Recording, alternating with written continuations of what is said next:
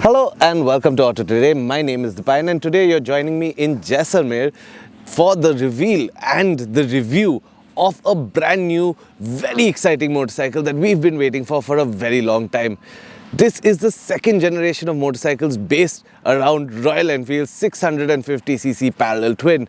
Ladies and gentlemen, let me introduce you to the brand new Royal Enfield Super Meteor 650. Now let's not waste any more time and jump straight into our review. But before we do that, don't forget to subscribe to the Auto Today channel if you aren't already subscribed. And of course, if you like this video, don't forget to smash that like button because it means so much to us.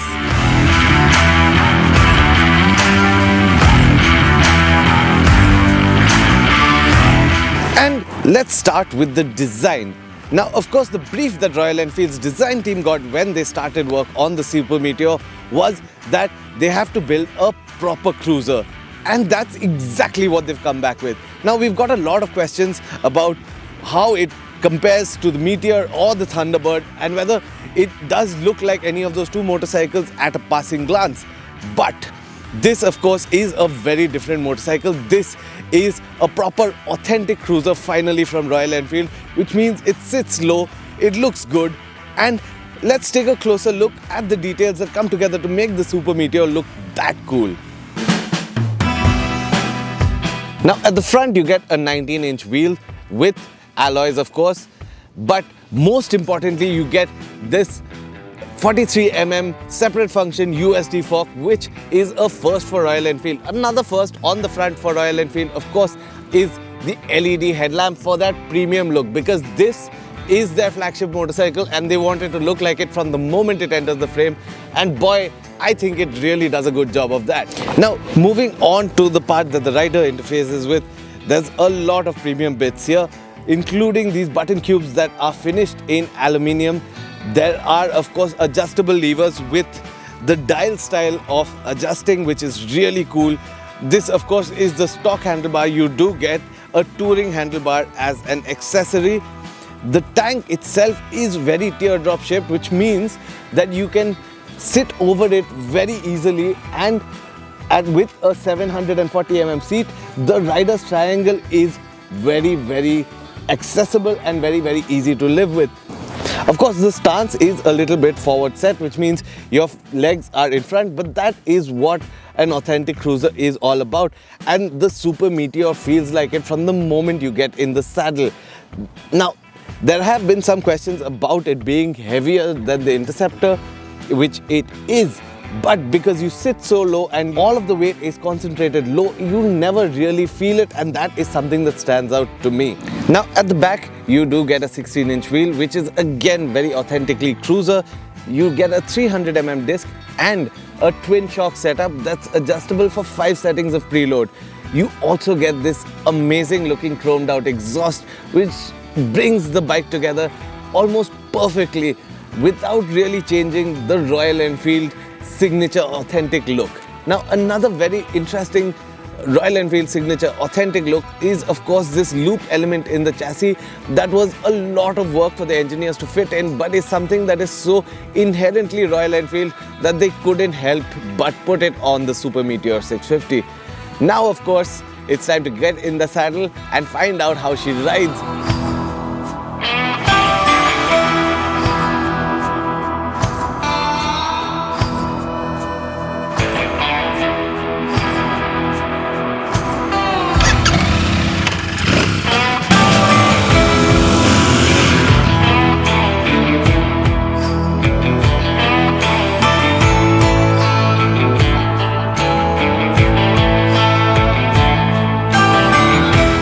From the moment you thumb the starter and fire up the 650cc twin, you are going to notice that while the exhaust is very familiar, a lot has changed. The first thing is the tune out of the new exhaust system that's raspier and begins the lean in to the cruiser ride experience right from before you get off the line. The rider's triangle, as you would expect, is feet forward, chest open and back relaxed, which is exactly what you want from a cruiser motorcycle. What is very different though are the 43mm Showa shocks that now suspend the front. Now this is a first for Royal Enfield. The twin springs at the rear that are adjustable for 5 steps of preload add to the cruiser authenticity of the Super Meteor 650.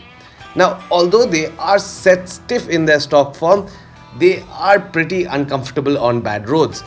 The front though makes up for it and is a lot more forgiving, making very little transfer to the wrists even on bad roads.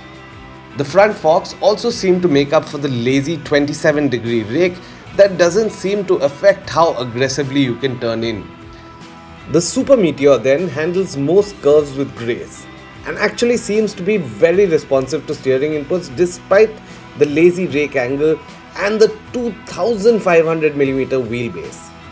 This is incidentally the longest wheelbase ever to feature on a Royal Enfield motorcycle, and as a result, even at triple digit speeds, the cruiser feels stable and confident. On the counter side of that, there are some low speed turns and U-turns that throw the Super Meteor off. Despite having a lower CG, the weight is not something that just disappears, especially at low speeds. U-turns and mangling through tight spots in traffic are then best done with careful precision.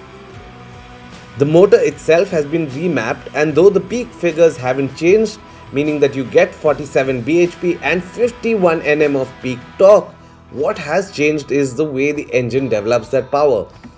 There is more grunt in the lower revs now, which seems to taper off as you reach the upper echelons of the rev band. But here's the part that matters. At 120 kmph, the motor is at ease, and there's a low reassuring thump from the twin as it relaxes into the pace with almost no vibrations either at the pegs or on the handlebars.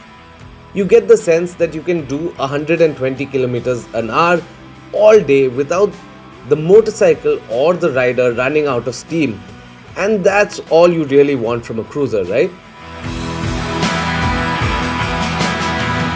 Although having ridden the bare thread Astral version of the Super Meteor without the optional touring accessories, that is the long range seat, the windscreen and the wider bars, I'd insist that you don't buy this motorcycle without it, because all of them seem to make the Super Meteor 650 a lot easier to live with, especially for the purpose that it's built.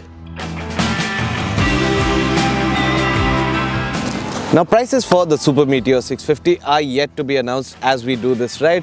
Of course, if the prices are out by the time this video hits, your prices will be on your screen right now.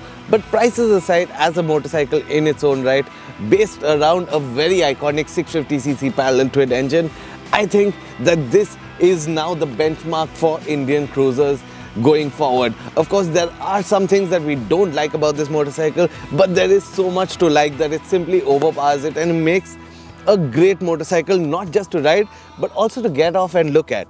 And I think that's what makes the Super Meteor so special. Thank you so much for watching. This is Didi signing off.